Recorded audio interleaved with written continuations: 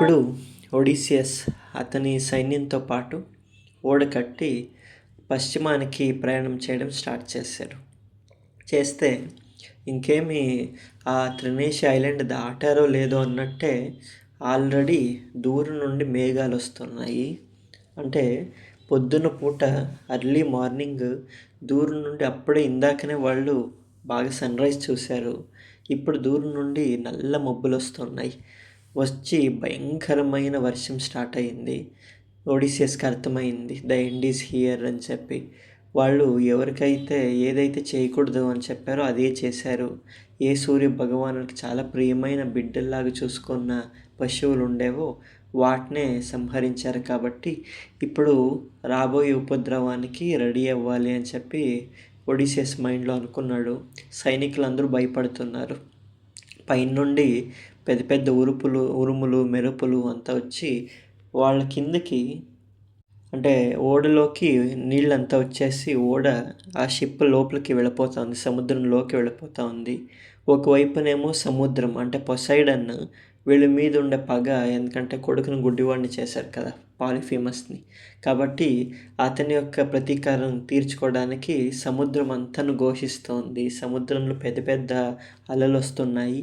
మొత్తం వీళ్ళని సముద్రం లోపలికి లాగేయాలని ట్రై చేస్తుంటే పైనేమో సూర్య భగవానుడు భయంకరమైన మెరుపు కిరణాలు అన్నీను ఈ యొక్క ఓడ మీద వదులుతున్నాడు. కాబట్టి ఒక వైపు షిప్ అంతాను కాలిపోతుంది, ఇంకోవైపు షిప్ అంతాను లోపలికి నీళ్ళ లోపలికి వెళ్ళిపోతుంది. ఈ రెండిటి మధ్యన జివ్స్ కనిపించాడు. జివ్స్ చేతిలో ఒక థండర్ స్టార్మ్ ఉంటుంది, వజ్రాయుధం లాంటిది. దాన్ని తీసి విసిరాడు. విసిరితే ఈ షిప్ 2 పీసులు అయిపోయింది. ఎంతోమంది నీటిలో పడిపోయారు.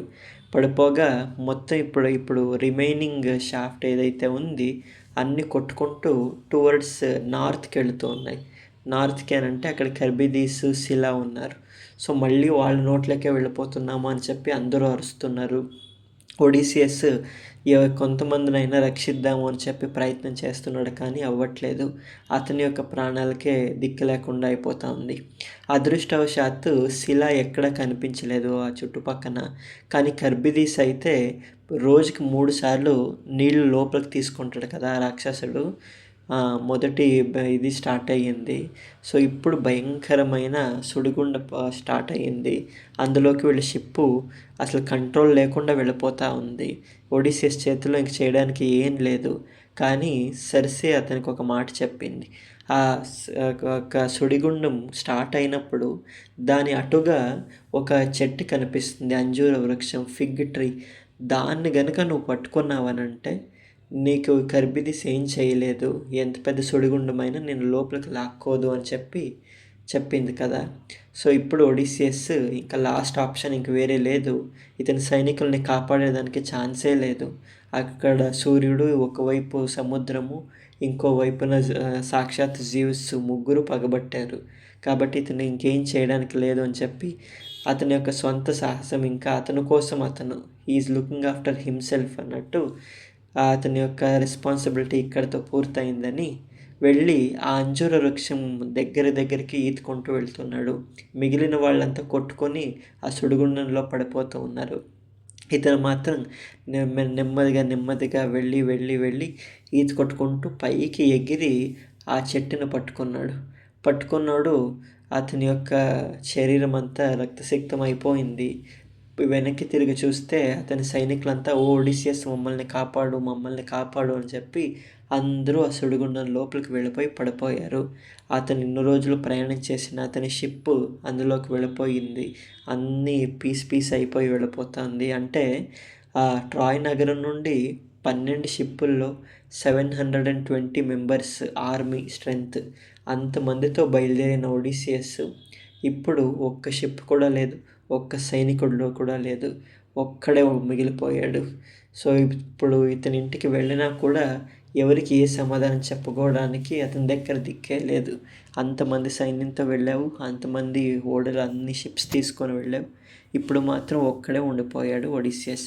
కానీ ఇంకా ఇది కంప్లీట్ కాలేదు. ఆ చెట్టునేమో పట్టుకొని ఏలాడుతున్నాడు, కానీ ఈ భయంకరమైన థండర్ స్టార్మ్ మాత్రం ఆగలేదు. అది కంటిన్యూస్గా 9 నైట్స్ 9 డేస్ అలానే ఉంది అని చెప్పి కావ్యంలో అంటాడు హోమర్.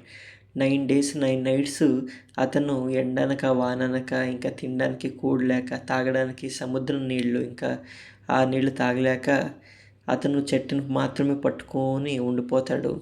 ఆఖరికి 10వ రోజు కాస్త సముద్రం శాంతిస్తుంది. ఆ లోపలికి తీసుకున్న కరబ్దీస్ బయటకు వదులుతాడు కదా స్పిట్టింగ్. సో అప్పుడు అందులో నుండి కొన్ని దిండెలు అంటే షిప్వే రిమైనింగ్స్ పైకి వచ్చాయి. అందులో ఒకానొక వుడెన్ ప్లాంక్ని పట్టుకొని దాని మీదకి దూకాడు. పైకి లేయడానికి కూడా అతని దగ్గర ఇంక శక్తి లేదు. 9 రోజులు 9 నైట్స్ ఏమి తినక తాక పడిపోయాడు కాబట్టి స్పృహ కూడా లేదు. కానీ ఆ వుడెన్ దిడ్డు మీద మాత్రం పడిపోయి ఇంకెక్కడికి వెళితే అక్కడికి వెళ్ళిపోతాను, నా చేతిలో ఇంకేం లేదు, చావే అని రాసుంటే చనిపోవడమే చేస్తాను అని చెప్పి ఒడిసియస్ కళ్ళు మూశాడు.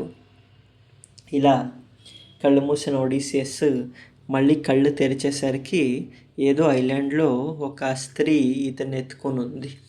ఆవిడ ఎవరు అని అంటే మనం సెకండ్ చాప్టర్లో చెప్పుకున్న క్యాలిప్సో. సో అలా త్రినేషియా నుండి కొట్టుకుని వెళ్ళిన ఒడిసియస్ ఆ క్యాలిప్సో ఐలాండ్ ఓజిగియా ఐలాండ్లో చేరుకున్నాడు. అంటే మనం కథ ఇప్పుడు మళ్ళీ సేమ్ ఎక్కడ స్టార్ట్ చేసామో అక్కడికి వచ్చాము. మీకు అందరికీ గుర్తుంటే ఈ కథ స్టార్ట్ అయ్యేది క్యాలిప్సో ఐలాండ్లో. క్యాలిప్సోకి ఒడిసియస్ దొరికితే అతనికి ఆమె ట్రీట్మెంట్ చేస్తుంది, ఉపచారం చేస్తుంది. కొన్ని రోజులకి మళ్ళీ శక్తి పుంజుకుంటాడు.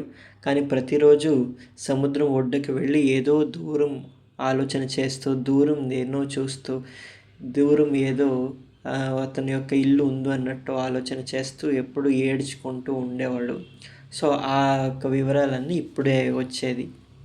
సో కథ మళ్ళీ కంచికే వచ్చింది. ఒడిసియస్ ఆ క్యాలిప్సో యొక్క అప్సరసతో ఉన్నాడు.